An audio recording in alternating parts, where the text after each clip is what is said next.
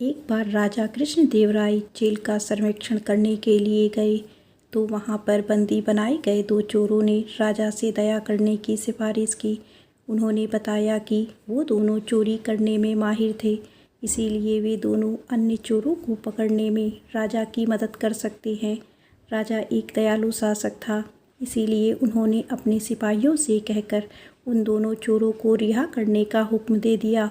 लेकिन एक शर्त के साथ। राजा ने चोरों से कहा कि हम तुम्हें रिहा कर देंगे और तुम्हें अपने जासूस के रूप में नियुक्त करेंगे अगर तुम लोग मेरे सलाहकार तेलानी रामा के घर में घुसकर वहां से कीमती सामान चुराने में कामयाब रहे तो।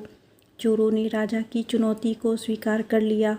उसी रात दोनों चोर तेलानी रामा के घर गए और झाड़ियों के पीछे छिप गए। रात के खाने के बाद जब तेलानी रामा टहलने के लिए बाहर गए तो उन्होंने झाड़ियों के बीच में कुछ सरसराहट सुनी। उन्हें अपने बगीचे में चोरी की मौजूदगी का एहसास हुआ। थोड़ी देर बाद वह अंदर गए और अपनी पत्नी को जोर से कहा कि उन्हें अपने कीमती सामान के बारे में सावधान रहना होगा, क्योंकि दो चोर भाग रहे थे। उन्होंने अपनी पत्नी को सभी सोने और चांदी के सिक्के और आभूषण को एक बक्से में रख देने को कहा। चोरों ने तेलानी और उसकी पत्नी के बीच की बात सुन ली और कुछ समय बाद तेलानी रामा ने बक्से को अपने घर के पीछे मौजूद कुएं में ले जाकर फेंक दिया। चोरों ने यह सब देख लिया।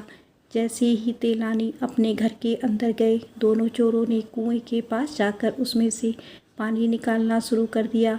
वे पूरी रात पानी खींचते रहे। लगभग भोर में वो उस बक्से को बाहर निकालने में कामयाब रहे, लेकिन उसमें मौजूद पत्थर देखकर चौंक गए। तभी तेलानी रामा बाहर आए और उन चोरों से कहा कि हमें रात में अच्छी तरह से सोने के लिए और मेरे पौधों को पानी देने के लिए आपका बहुत धन्यवाद। दोनों चोरों समझ गए कि तेलानी रामा ने उन्हें बेवकूफ़ बनाया है।